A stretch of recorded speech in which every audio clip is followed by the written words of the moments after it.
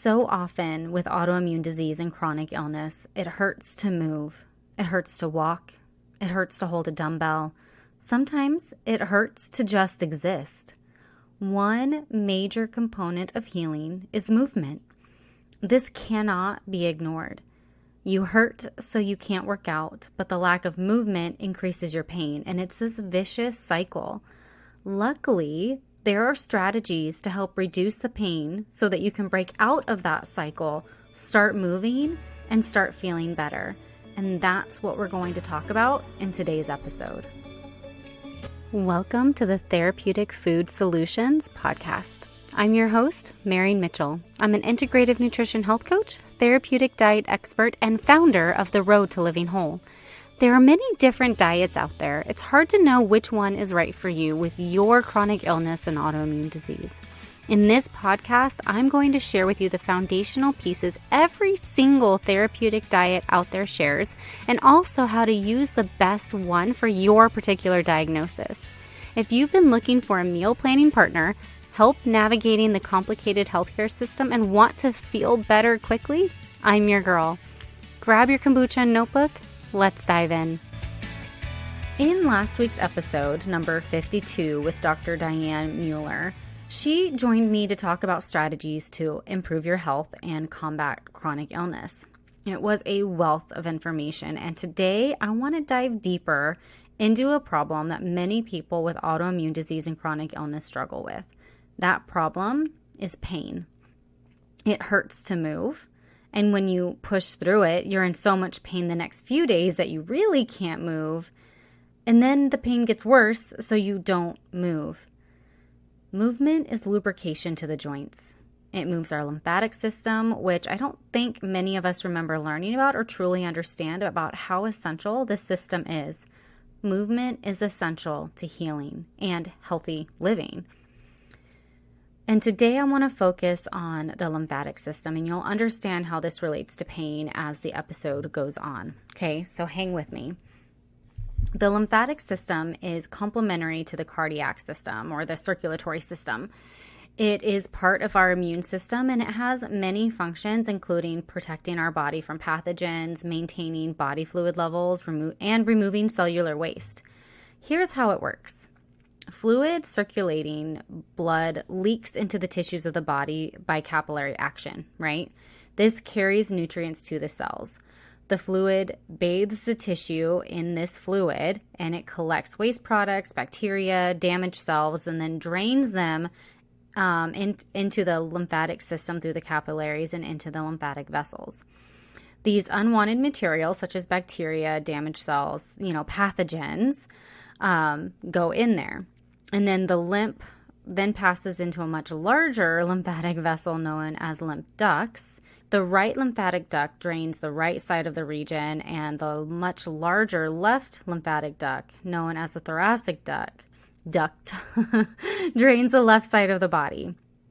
And then these empty into subclavian veins, which return to blood circulation.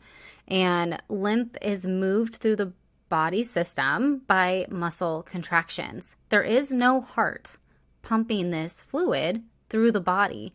So when you aren't moving, it's not able to do its job, which means it's not clearing out this waste and pathogens, and then your pain increases. The reason I'm sharing this with you is that when we know why something is important, we are much more likely to find a way to do what we need to do. Now, I'm not saying to just move and be in pain. If you're in too much pain to walk and carry things, it's very likely you have a high toxic load. Remember, the lymphatic system carries nutrients and removes waste. If that's not happening, that waste is building up, and it's very likely one of the root causes of this pain that you're having. Now, there's a step before the 3 steps that I'm going to give you today. And that is reducing your toxic load. That's reducing the toxins that are coming into the body via body products, air quality, water, food, all of that stuff. I already dived deep into that in episode 36. So if you haven't listened to episode 36 yet, or you don't remember, then after this episode, go back and listen to that one to learn how to reduce your toxic load gently. And then also you can do these 3 strategies to help at the same time. Okay. So let's dive into these 3 strategies to reduce pain and improve your ability to move your body with much less pain. Number 1, red light therapy. Red light therapy is using heat and red infrared light to help stimulate the mitochondria. That is the powerhouse of the cell to function better. It may help enhance the function of the lymphatic system, as well as promoting wound healing and tissue repair, improving hair growth, help with short-term treatment of carpal tunnel syndrome, stimulate healing of slow healing wounds, right? We already talked about wound healing, reduces psoriasis lesions. It can provide relief for pain and morning stiffness in people with rheumatoid arthritis. It can reduce some of the side effects of cancer treatments. It can improve your skin complexion and actually help rebuild collagen and also diminish wrinkles. Hello. It can help mend sun damage. It can prevent recurring cold sores.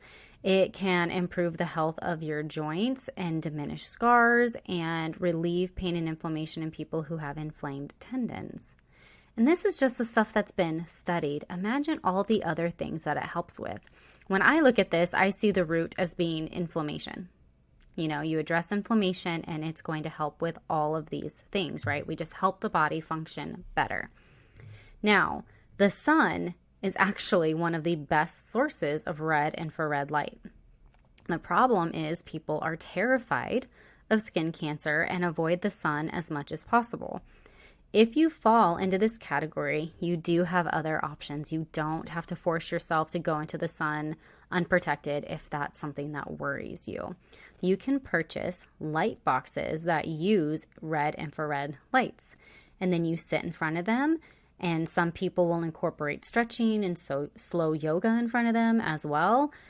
If you choose to do this, typically it's recommended that you use goggles or keep your eyes closed the entire session, and you will stay in front of this light for 5 to 20 minutes, typically once to twice a day.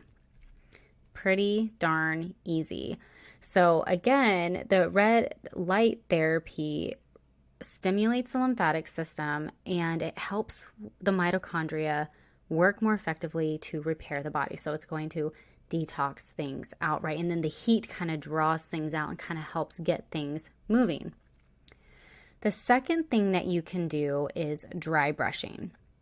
Dry brushing is when you take a soft bristled brush while having dry skin, hence dry brushing. You're not going to do this in the shower when you're wet, right? And starting at your feet, you start brushing in long sweeping strokes up your body towards your heart. Some people will say 1 to 2 strokes per area. Some people will say 10 per area. I have sensitive skin, so I just do a couple. Dry brushing is pretty awesome. First of all, it's affordable. It's like $5 to buy the brush. And it helps stimulate the circulatory and nervous system. It encourages the reflex response in the muscles for the lymphatic system, which helps move the fluid through the body and clean up that cellular waste that we talked about earlier. It's also great for our skin. It is a great option to help support your body in reducing pain. I'm going to share my experience with dry brushing. I have dry brushed off and on for years. I recently started again, and I've definitely noticed a change. The first couple of weeks, I found that I was going to the bathroom with more frequency, so that means detox was definitely happening, which is pretty darn cool. This has gone back down to normal, but now I'm noticing that my skin is looking better and it's staying. I'm needing less lotion to apply to my skin, and after I do it, I have more energy. So I can't do it at night, otherwise it wakes me up. But it is really an effective and affordable way to start just to help support your body. Number 3 is Epsom salt baths. Have you ever gone to the ocean, swam and played in the water, and then noticed that you just feel better? You're more relaxed, you're less stressed out, you're less achy and sore, you might even sleep better. Salt water is one of the most bioavailable sources of magnesium. Magnesium is a mineral pretty much everybody is deficient in because our soil is just depleted. It's just not available to go into our food, to go into us. Most people don't swim in the ocean regularly either, or even in lakes or rivers or anything. Typically, people are exposed to water via their shower, bath, maybe swimming pool. So, we're not getting the minerals that are in water that is in the earth. Being deficient in magnesium can lead to increased pain, muscle cramping, fatigue, PMS symptoms, chronic headaches and migraines, anxiety, heart palpitations, increasing in blood pressure, increasing your blood glucose levels, and even rashes and stuff on the skin can be linked to magnesium deficiency. One of the easiest way to get magnesium and to get all the benefits of it is Epsom salt baths. Not only are they a bioavailable source of magnesium, which helps reduce pain, but the heat in the bath helps the body remove toxins through the skin. So it's a double win. Pretty awesome. Those are the 3 strategies to help reduce pain and allow your body to move with less to no pain. A quick note before we wrap up. When you decide to start incorporating movement, start slow and light, please. It is a really bad idea to jump into an hour of intense cardio or start lifting heavy. Don't go from 0 to 100. Instead, start gentle and light. I know this can be frustrating. We have been conditioned to believe that to get any benefit from exercise, you have to go hard. This is not true, especially when you're dealing with pain, autoimmune disease, and chronic illness. You are going to get so much more benefit from easing into movement and slowly increasing intensity over time than to try and go hard from day one. If you can walk 3 minutes twice a day, that's awesome. If you walk they found that your blood glucose reactivity after a meal drops considerably with just 2 minutes of walking after a meal. Yes, you don't have to go hard to get benefits. So if you can only do 2-3 minute walks a day before you're exhausted or the pain is too much, that's fine. That's awesome. That is a great start. Do that until it gets easier, and then add 2 more minutes or even 1 more minute or even 30 seconds. That's okay. Maybe you can only start with stretching and maybe doing some mobility work and you can't even get to the point where you're walking. That's fine too. Movement is movement is movement. And then when your pain is diminishing because you're reducing your toxic load and you're, incorporating 1 or 2 or all 3 of these strategies, and your toxin load is getting down and your pain's getting better, then you can start adding in more. And then maybe you can find that you can add weights back in and then slowly increase it. Movement is absolutely necessary, and thankfully, any movement is better than none. So throw that perfectionist attitude out the window and let's work with our bodies instead of against them. Quick review on how to reduce pain is to include more physical activity is to reduce your toxic load, number 1.